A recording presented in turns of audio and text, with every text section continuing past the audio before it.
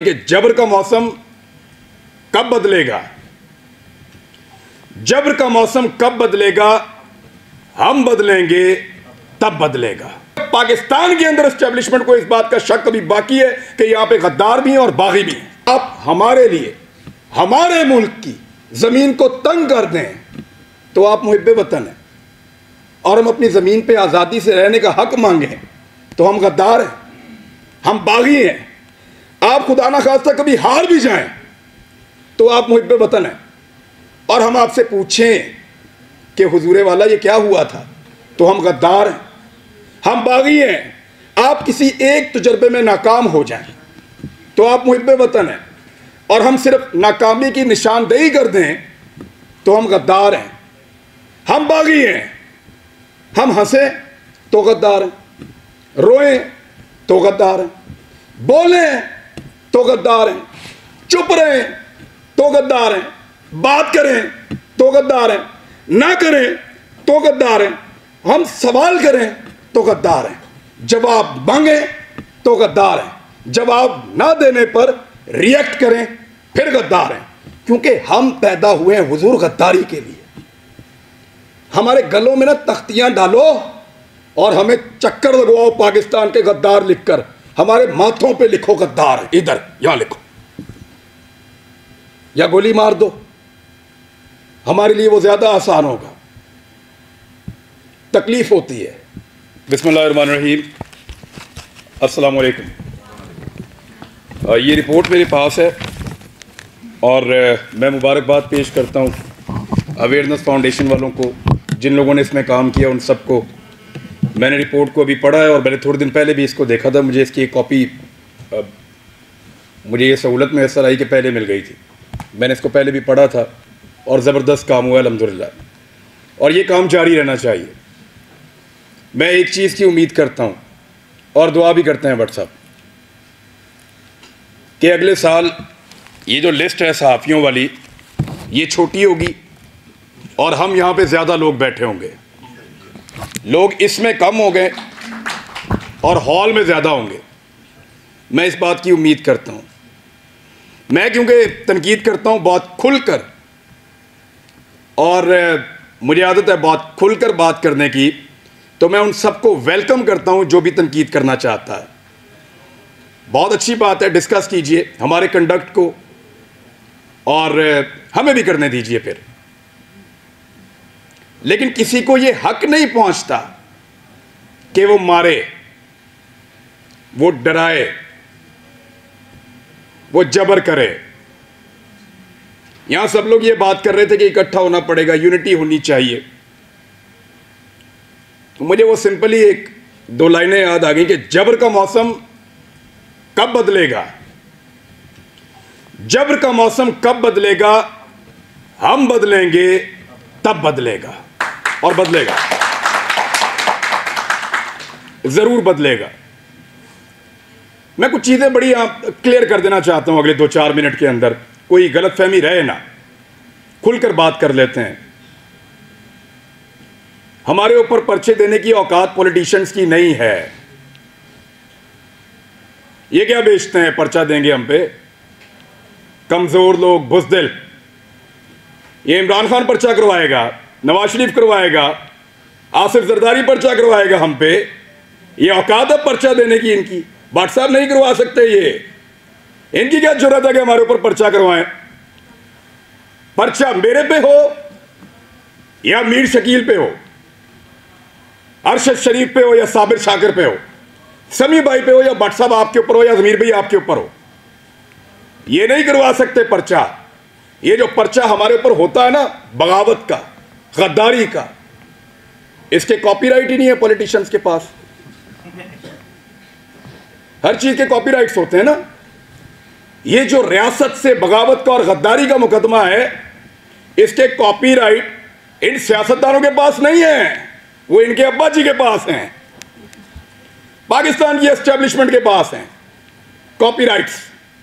गद्दारी का पर्चा, बगावत का पर्चा, वो हम पे करवाएंगे। दुनिया के किसी मुल्क में ये पर्चे नहीं हो रहे, क्योंकि सब मुल्कों को इस बात का यकीन है कि उस मुल्क में रहने वाले शहरी उस मुल्क के वफादार हैं। सिर्फ पाकिस्तान के अंदर एस्टेब्लिशमेंट को इस बात का शक अभी बाकी है कि यहां पे गद्दार भी हैं और बागी भी हैं। क्यों शक करते हो? क्या मसला है आपका? ये कहना चाहिए, वो नहीं कहना चाहिए, सवाल ही तो पूछते हैं। हम करते क्या है?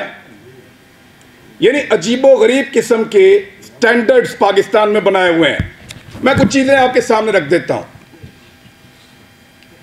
पाकिस्तान की एस्टेब्लिशमेंट से खुली खुली मैं सामने बात कर देता हूं।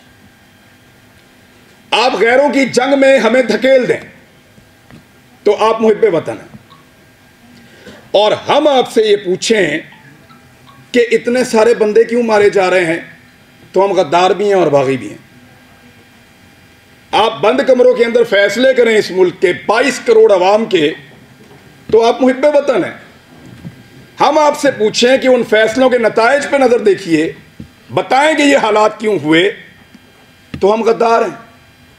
आप पाकिस्तान में बार बार रजीम चेंज ऑपरेशंस करें, मुंतखब हुकूमतों को गिराएं, तो आप मुहिब्बे वतन हैं। हम आपसे पूछें कि ये क्यों किया, तो हम गद्दार भी हैं और हम बागी भी हैं। आप वजीर आजमों के इंटरव्यूज करें और फैसला करें कि इसको बनाना है और इसको नहीं बनाना, तो आप मुहिब्बे वतन हैं। और हम जब ये कहें कि जनाब अवाम का फैसला होना चाहिए, ये 22 करोड़ लोग हैं, कीड़े मकोड़े नहीं हैं, तो हम गद्दार भी हैं और हम बागी भी हैं। यानी आप बगावतों के और गद्दारियों के मुकदमे दर्ज करवाएं जो पूरी दुनिया में नहीं हो रहे, और जब हम आपको ये कहें कि क्या हम बागी हैं, तो उस पर भी हम बागी हैं, उस पर भी हम गद्दार हैं। यानी अजीबो गरीब किस्म का क्राइटेरिया बनाया हुआ है। आप हमारे लिए, हमारे मुल्क की जमीन को तंग कर दें, तो आप मुहिब्बे वतन हैं, और हम अपनी जमीन पे आज़ादी से रहने का हक मांगें, तो हम गद्दार हैं, हम बागी हैं। आप खुदा ना खास्ता कभी हार भी जाएं, तो आप मुहिब्बे वतन हैं। और हम आपसे पूछें कि हुजूरे वाला ये क्या हुआ था, तो हम गद्दार हैं, हम बागी हैं। आप किसी एक तजर्बे में नाकाम हो जाएं, तो आप मुहिब्बे वतन हैं, और हम सिर्फ नाकामी की निशानदेही कर दें, तो हम गद्दार हैं, हम बागी हैं। हम हंसें तो गद्दार हैं, रोएं तो गद्दार हैं, बोलें तो गद्दार हैं, चुप रहें तो गद्दार हैं, बात करें तो गद्दार हैं, ना करें तो गद्दार हैं, हम सवाल करें तो गद्दार हैं, जवाब मांगें तो गद्दार हैं, जवाब ना देने पर रिएक्ट करें फिर गद्दार हैं। क्योंकि हम पैदा हुए हैं हुजूर गद्दारी के लिए। हमारे गलों में ना तख्तियां डालो और हमें चक्कर लगवाओ पाकिस्तान के गद्दार लिखकर, हमारे माथों पे लिखो गद्दार, इधर यहां लिखो, या गोली मार दो, हमारे लिए वो ज्यादा आसान होगा। तकलीफ होती है। अरशद शरीफ ने किसके लिए आवाज नहीं उठाई थी? आप सारे गवाह हैं। जिसको मार पड़ी वो उसका शदीद तरीन मुखालिफ होने के बावजूद कहता रहा कि गलत मारा, तो तकलीफ होती है ना। भट्ट साहब नाकामी थी हमारी, उसका हम पे एतबार खत्म हो गया। भट्ट साहब, उसको पता चल गया अब उसका बोझ नहीं उठा सकते, वो इसलिए मुल्क छोड़ के गया था। उन्हें पता लग गया ताड़े तो गल उत्ते होना, हम पे उसका एतबार खत्म हो गया था। तकलीफ होती है, चुप करके निकल लिया। इन्होंने मजाक उड़ाया उसकी तस्वीर दिखा दिखा कर, हमारे इख्तिलाफात को हमारे खिलाफ इस्तेमाल किया, हमारे लोगों को तस्वीर भेजी कि ये देखो भाग रहा है, फोटो लगाओ सोशल मीडिया पे, गंदा करो इसको, भाग रहा है। अब बुज़दिल नहीं था, बुज़दिल होता तो तुम्हारे साथ डील करता, तुम उसकी मिन्नतें कर रहे थे डील के लिए। रोज उसे कहते थे कि आओ बात करें, रोज उसे कहते थे कि आओ सरेंडर करो हमारे सामने। उसके बच्चों को थ्रेट, उसकी फैमिली को थ्रेट। अकेला था, उसको पता था सबको उसने अकेले ने संभालना है, कोई और तो नहीं था उसके साथ। जाओ पूछो उसकी मां से, मैं मिलकर आया हूं उस दिन। सारी बातें करने के बाद, पूरा हौसला देने के बाद, आखिर में वो कहती है कि अरशद तो नहीं है ना, जो कुछ भी हो अरशद तो नहीं आएगा अब। हम पे उसका एतबार खत्म हो गया था, इसी काबिल हैं हम पे भरोसा नहीं था उसका, इसलिए वो यहां से गया। बुज़दिल नहीं था, हम नकारा हो गए थे, हम उसको नहीं बचा पाए। मैं अभी थोड़ी देर पहले मैं मोटरवे पे आ रहा था, मैंने एक वीडियो रिकॉर्ड की। मुझे इत्तला दी गई कि आप इस्लामाबाद आएंगे तो पकड़ेंगे, तो मत जाओ। तो मुझे दो वजूहात समझ आई, या तो कोई ये चाहता है कि मैं आके बात ना करूं, या हो सकता है वाकई पकड़ ले। तो मैंने एक वीडियो छोटी सी रिकॉर्ड करवाई, इसलिए कि अगर मैं पकड़ा गया तो ये लोगों तक पहुंच जाएगी वीडियो, और मुझे जो इत्तला दी है, कैसे दी है, किसने पकड़ा, ये भी पता चल जाएगा। मैंने अपने बच्चों से भी माफी मांगी। मैं एक साल में उनको कोई किसी एक मौके पर भी जो मैं उनके साथ टाइम गुजारा करता था, मुझे वो मौका ही नहीं मिला। मैंने उसी वीडियो में उनसे माफी मांगी कि बेटा सॉरी, बाबा फिर लेट हो गए, लेकिन वादा आपसे पूरा करेंगे। लेकिन आपको पता मेरे दिमाग में वाली चीज क्या चल रही थी, मेरा भी आप सबसे एतबार खत्म हो गया। आखिर में मेरे दिमाग में ये आ रहा था कि अरशद नहीं है, बोलेगा कौन। वही था, सबको इकट्ठा करके वहां अदालत में पहुंच गया था। क्यों पकड़ा उसको? हौसला देता था, डट कर खड़ा था, हर जगह उसने आवाज उठाई और पूरी कोशिश की उसने कि ये मुश्किल वक्त गुजर जाए। अभी मैं इस यकीन के साथ अंदर जाऊंगा कि अरशद पीछे नहीं खड़ा हुआ। अब सिर्फ ये एक कमी मुझे महसूस हुई है, वो इस कमी के साथ पाकिस्तान छोड़ गया था।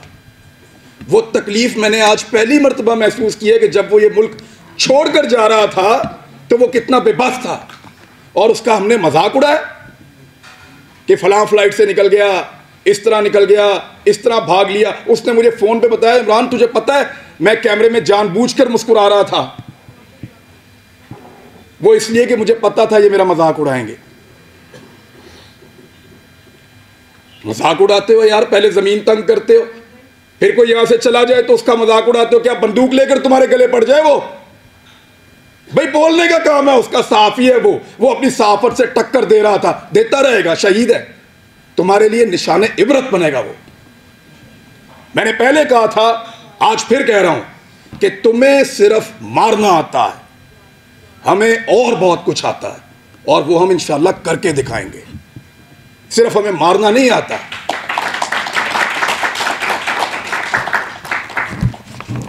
दबा दबा के और जिसको दबाया एस्टेब्लिशमेंट ने दबाया।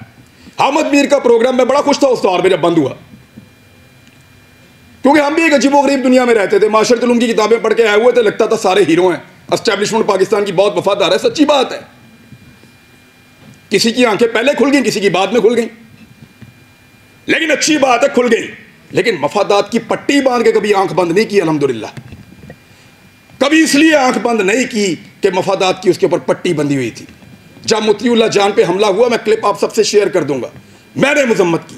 वो बच्चा जिसके घर के अंदर घुस के मारा, जिसके साथ आपका केस चल रहा था, मैंने मजम्मत की। जब अफसार आलम पे गोली चली तब मजम्मत की, सब रिकॉर्ड के ऊपर मौजूद है। हामिद मीर के ऊपर गोली चली, मजम्मत की। लेकिन हामिद मीर ने अपने मुंह से कहा था, मेरे भाई ने, कि मेरा प्रोग्राम सियासतदानों ने बंद नहीं किया। इमरान खान की क्या औकात है, बंद तो उन्होंने किया है। अब बोलता है इमरान खान से बदला लूंगा। अपने मुखालिफ को पहचानिए, फिर इकट्ठे हो जाएं, तो शायद आपकी जान छूट जाए, वरना ऐसे ही इसी तरह हमारा वक्त गुजरता रहेगा। मैं सिर्फ एस्टेब्लिशमेंट को एक बात कहना चाहता हूं कि हुजूर आपका मर्तबा, आपका रुतबा बहुत बड़ा है। ये बहुत छोटे छोटे काम हैं जिनमें आप पड़े हुए हैं। ये छोटे छोटे काम हमें करने दें, एतबार करें हमारे ऊपर कीड़े मकोड़ों पे, हम गद्दारों को ये मुल्क चलाने दो। आप मुहिब्बे वतन है, बहुत बड़े लोग हैं आप, बड़े बड़े काम किया करें आप, आपका रुतबा बहुत बड़ा है, बड़ा मुकद्दस काम है आपका, हम उसकी कदर करते हैं, यूं सलूट करते हैं आपको, खुश होते हैं आपको देखकर। लेकिन ये छोटे छोटे काम हमारे लिए छोड़ दीजिए, हमारे लेवल पे मत गिरिए। आप बीच में से निकल जाए ना, तो इन सब माफिया को हम संभाल लेंगे, मीडिया वाले। बस आपके खिलाफ बोलने को जुर्रत की बात नहीं है, दिल नहीं करता, खुदा की कसम दिल नहीं करता, खुदा की कसम दिल नहीं करता। डरते वरते नहीं है, पता है आपको, बुज़दिल नहीं है हम। क्या करोगे, गोली मार दोगे, मार दो। डरते नहीं है तुमसे, तुमसे प्यार करते हैं, तुम्हारी कदर करते हैं। डरो उस दिन से जिस दिन हमारे अंदर से ये जज्बा खत्म हो जाएगा। हम प्यार करना चाहते हैं, कदर करना चाहते हैं, हमें मत धकेलो, दीवार के साथ मत लगाओ और ये ड्रामा बंद करो। पाकिस्तान के फैसले पाकिस्तानी करेंगे, पाकिस्तान के फैसले हम करेंगे। ये हमारा राइट है, लोगों का राइट है, डेमोक्रेसी ये कहती है। ये बंद कमरों के अंदर ड्रामे बंद करो। पाकिस्तान को तजर्बा, मैं बचपन से पढ़ रहा था, लिखा हुआ था इस्लाम के लिए तजर्बागाह बनाएंगे पाकिस्तान को। हमारे लीडर्स ने ये बताकर पाकिस्तान बनाया, वो किसी और चीज़ की तजर्बागाह बना दिया पकड़ के। इसको पकड़ लो, उसको नंगा कर लो, उसको डंडे मारो, उसके कपड़े उतार दो, उसको घसीट के वहाँ पे ले जाओ, इसको जगाते रहो, इसको शहरों में फिराओ। अजीब ड्रामेबाजी है यार। वो ये मुल्क का क्या बना दिया आपने इसको? आपके अपने घरों में बच्चे नहीं हैं? यानी हमें डिवाइड करके हम पे रूल कर रहा है।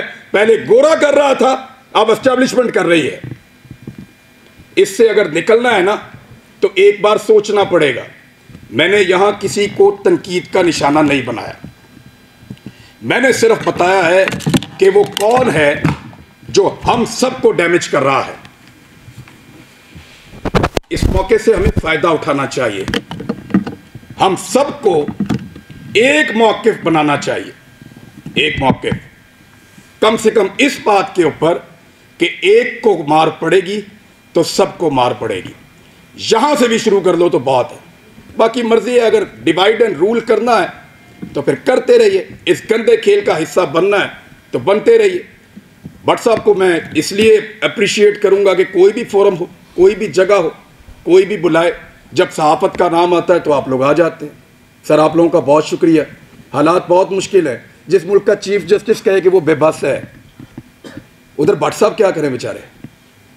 लेकिन ये वक्त भी गुजर जाएगा, यूनिटी आएगी इंशाल्लाह, इकट्ठे होंगे। और हम नहीं चाहते कि हम अपनी एस्टेब्लिशमेंट का मुकाबला करें। के बाद आ जाओ। अब तक के लिए इतना ही, थैंक यू।